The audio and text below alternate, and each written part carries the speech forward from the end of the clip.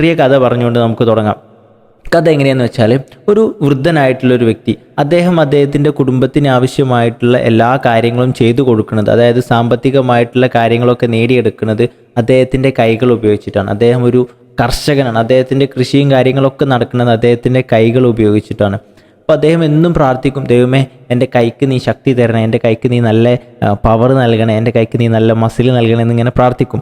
അപ്പം ഈ തുടർച്ചയായിട്ടുള്ള പ്രാർത്ഥനകൾക്ക് ശേഷം അദ്ദേഹം എന്ത് ചെയ്യാണ്, ഒരു ദിവസം രാവിലെ വീട്ടിൽ നിന്നും അദ്ദേഹത്തിൻ്റെ ആ ചെറിയ ദരിദ്രമായിട്ടുള്ള വീട്ടിൻ്റെ പുറത്തേക്ക് ഇറങ്ങി നോക്കുന്ന സമയത്ത് അദ്ദേഹം കണ്ടിട്ടുള്ള കാഴ്ച എന്താണെന്ന് വെച്ചാൽ, ഒരു വലിയ പാറക്കല്ല് അദ്ദേഹത്തിൻ്റെ വീട്ടിൽ നിന്നും പുറത്തേക്ക് പോകുന്ന വഴിയിൽ വീണ് കിടക്കുന്നുണ്ട്. ഇത് കണ്ട ഉടനെ അദ്ദേഹം എന്ത് ചെയ്യാണ്, സങ്കടപ്പെടുകയാണ്. കാരണം അദ്ദേഹം ഓൾറെഡി ദൈവത്തിനോട് പ്രാർത്ഥിച്ചിട്ടുള്ളത്, ദൈവം എൻ്റെ കൈക്ക് നീ കരുത്ത് നൽകണമെന്ന്. കരുത്ത് നഷ്ടപ്പെട്ടു കൊണ്ടിരിക്കുന്ന ഈ കൈ വെച്ചിട്ട് ഞാൻ എങ്ങനെയാണ് ഈ പാറക്കല്ല് തള്ളി നീക്കുക എന്നുള്ളൊരു സംശയത്തോടു കൂടി അദ്ദേഹം എന്ത് ചെയ്യുക,